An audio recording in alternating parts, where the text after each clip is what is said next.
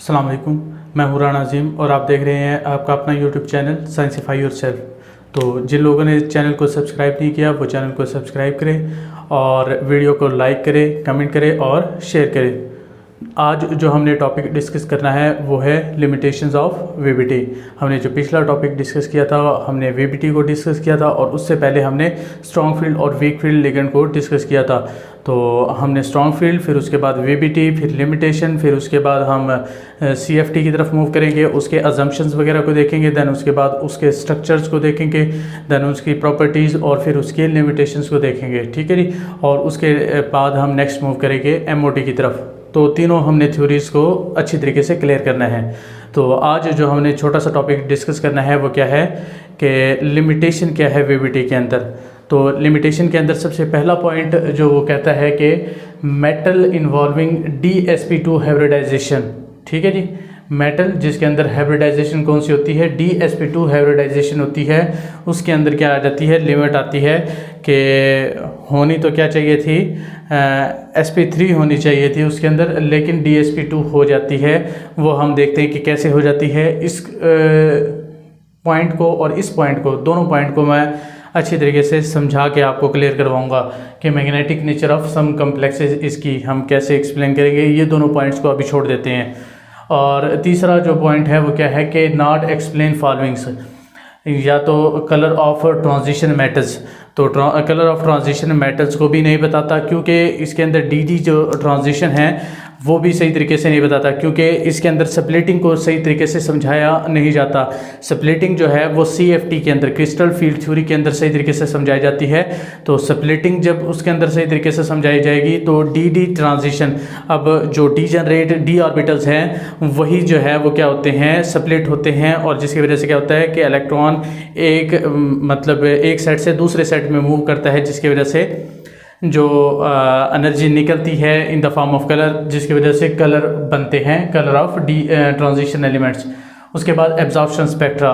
तो absorption spectra भी वो ट्रांजिशन एलिमेंट्स की वो जो डी ट्रांजिशन है उसी के ज़ुमरे में आता है, तो वो भी एक्सप्लेन नहीं हो पाएगा।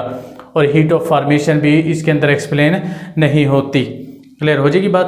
तो ये चीज़ें आपको समझ में आ गई है। अब हम जो मूव करते हैं इन दोनों इक्वेशंस को हम क्या करते हैं, एक्सप्लेन करते हैं इन दोनों पॉइंट्स को।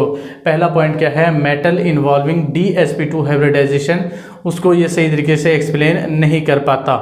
तो कैसे एक्सप्लेन नहीं कर पाता, इस कंपाउंड को हम देखते हैं कि इसके अंदर क्या लिमिटेशन आती है इसके अंदर। ठीक है जी।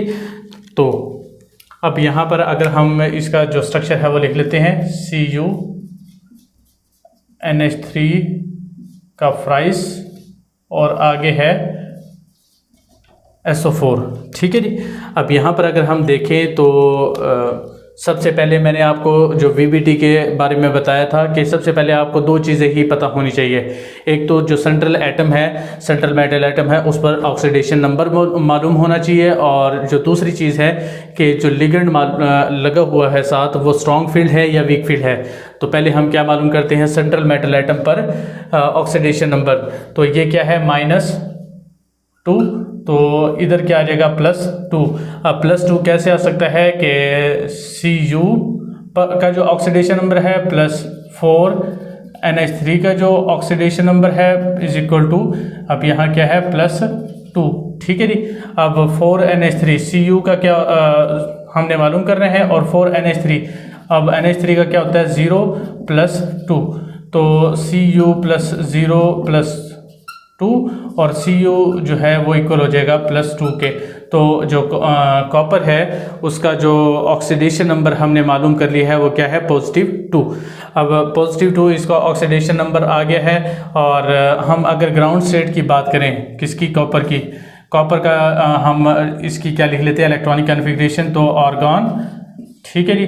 उसके बाद 3D हमारे पास 9 और 4s2। अब जो है वो कौन सी है, एक्साइटेड स्टेट में क्या है, आयनिक स्टेट में +2 है।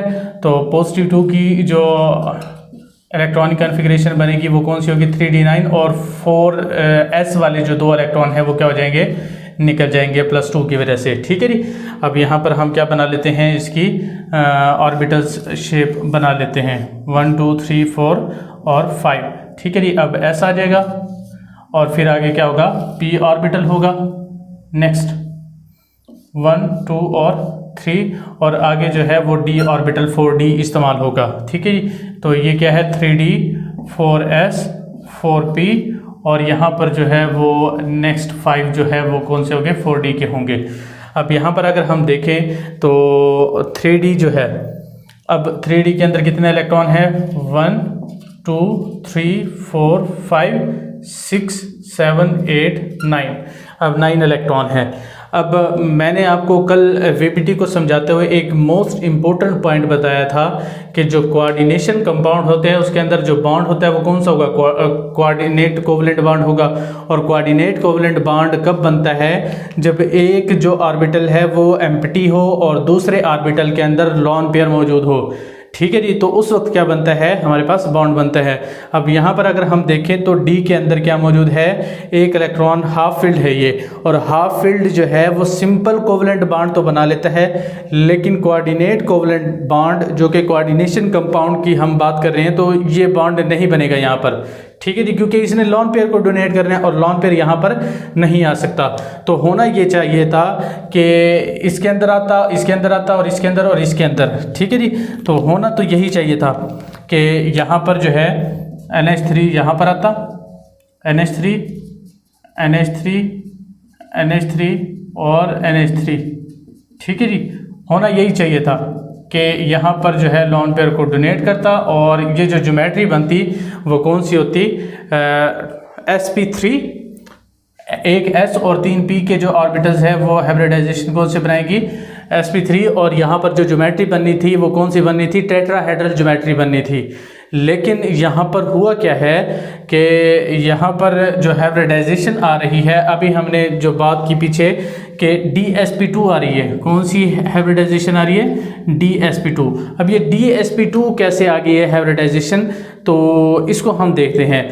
ये जो हाइब्रिडाइजेशन DsP2 कैसे आई है, यहाँ पर जो एक इलेक्ट्रॉन मौजूद है ये मूव कर जाएगा अगले यहाँ पर, ठीक है जी। कहाँ पर मूव कर जाएगा, एक P के अंदर मूव कर जाएगा। अब यहाँ पर क्या होगा कि यहाँ पर एम्प्टी हो गया है, एम्प्टी होने की वजह से क्या होगा कि यहाँ पर भी क्या बन सकता है, एक लॉन पेयर बन सकता है, लॉन पेयर आ सकता है और कोऑर्डिनेट कोवलेंट बॉन्ड बन सकता है।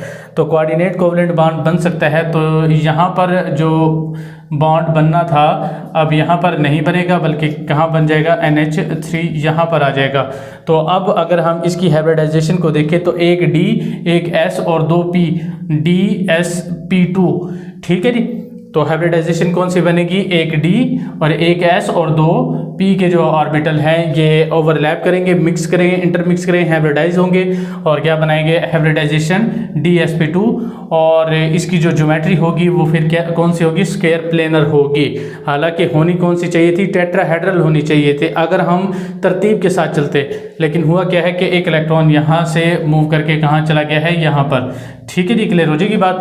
तो इस तरह हम क्या कर सकते हैं कि इसकी एक लिमिटेशन को बता सकते हैं, कैसे कि DsP2 वाले जो हम अगर हम देखते हैं हाइब्रिडाइजेशन, तो एक्चुअल में वो वैसी नहीं होती जैसे कि हम समझते हैं, समझने की कोशिश करते हैं। हालांकि अगर हम वैसे समझते तो यहाँ पर एक S और 3 P वाले ऑर्बिटल sp3 हाइब्रिडाइजेशन होनी चाहिए थी, लेकिन हुई कौन सी है, DsP2, जिसकी वजह से ये जो कंपाउंड है ये क्या करता है, VBT से सही तरीके से एक्सप्लेन नहीं होता। क्लियर हो जाएगी बात। तो आगे जो नेक्स्ट हमने जो स्ट्रक्चर देखना है, कंपाउंड देखना है, वो है MnCN6 और -3 इसका ऑक्सीडेशन नंबर है। तो सबसे पहले हम क्या करते हैं, सेंट्रल मेटल एटम का क्या करते हैं, ऑक्सीडेशन नंबर मालूम कर लेते हैं। तो Mn का जो ऑक्सीडेशन नंबर +6, Cn = क्या आ जाएगा, -3, ठीक है जी। ये तो आपको लिखना आता ही है। तो Mn का ऑक्सीडेशन नंबर +6, साइनाइड का -1 होता है और -3, तो Mn क्या हो जाएगा, -6 -3, और Mn जो है वो इक्वल आ जाएगा, अब ये +6 का हो जाएगा, +6 -3 और ये आ जाएगा +3। अब जो Mn का जो ऑक्सीडेशन नंबर आया है वो कौन सा आया है, +3 का ऑक्सीडेशन नंबर आया है। ऑक्सीडेशन नंबर अब Mn की हम इलेक्ट्रॉनिक कन्फिग्रेशन को देखें तो Ar, ठीक है जी, और 3D क्या आ जाएगा हमारे पास 5 और 4s2, ये होती है इसकी ऑक्सीडेशन स्टेट या इलेक्ट्रॉनिक कन्फिग्रेशन को कहते हैं। और यहाँ पर अगर हम देखें तो ऑक्सीडेशन नंबर यहाँ पर कितना है, +3, ठीक है जी। तो आयनिक स्टेट के, ये ग्राउंड स्टेट के अंदर थी, अब आयनिक स्टेट जो +3 वाली है उसके अंदर क्या होगा Ar, और यहाँ से 2 इलेक्ट्रॉन चले जाएंगे और यहाँ से 1 इलेक्ट्रॉन चला जाएगा, तो 3d4 और 4s0 हो जाएगा, ठीक है जी।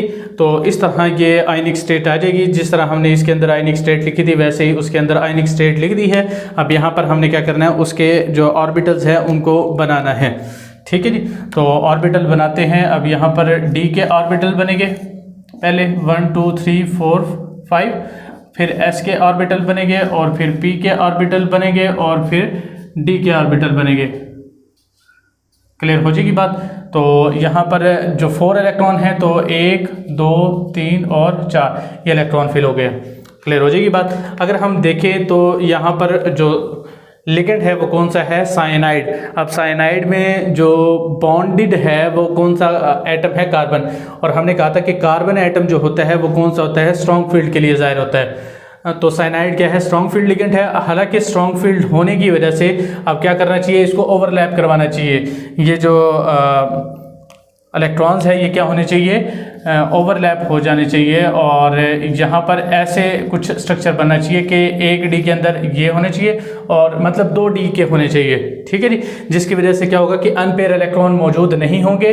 अब अनपेयर इलेक्ट्रॉन नहीं है तो वो स्ट्रक्चर कौन सा होता है, डायमैग्नेटिक, ठीक है जी। जिसके अंदर अनपेयर इलेक्ट्रॉन जिस तरह ये है ये मौजूद होते हैं तो वो कौन सा होता है, पैरामैग्नेटिक होता है। और जिसमें ओवरलैप हो जाते हैं, अनपेयर इलेक्ट्रॉन बचते ही नहीं है, तो उसको हम क्या कहते हैं, डायमैग्नेटिक। तो होना क्या चाहिए था कि ये स्ट्रॉन्ग फील्ड है तो ये ओवरलैप हो जाए और ये कौन सा होगा, डायमैग्नेटिक होना चाहिए था। लेकिन ये कौन सा स्ट्रक्चर होता है, ये पैरामैग्नेटिक स्ट्रक्चर होता है। तो इसको भी ये जो VBT है ये एक्सप्लेन नहीं कर पाती। क्लियर हो जाएगी बात। तो हमारे पास जो पॉइंट्स हमने डिस्कस किए हैं वो कौन कौन से हैं।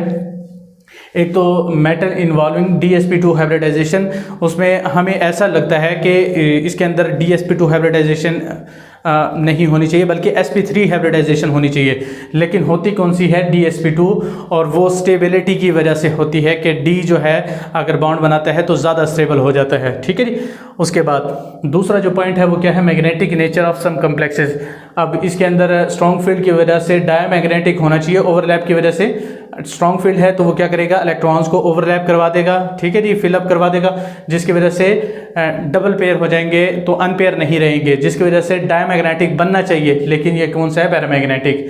अब यहाँ पर जो तीसरा पॉइंट है वो क्या है कि कलर भी एक्सप्लेन नहीं करता और एब्जॉर्प्शन स्पेक्ट्रा भी एक्सप्लेन नहीं करता। ये दोनों पॉइंट्स किससे मुतल्लिक है कि जो डी ट्रांजिशन होती है, स्प्लिटिंग जो होती है, डी जनरेट ऑर्बिटल्स डी के जो होते हैं 5, उसके अंदर स्प्लिटिंग होती है, 2 और 3 का जो सेट बनता है उसके अंदर फिर क्या होती है, ट्रांजिशन होती है।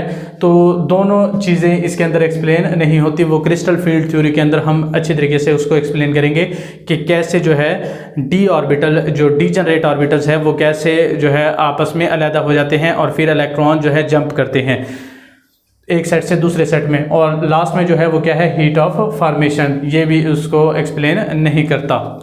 क्लियर हो जाएगी बात। तो ये थी इसकी limitations of VBT, valence bond theory.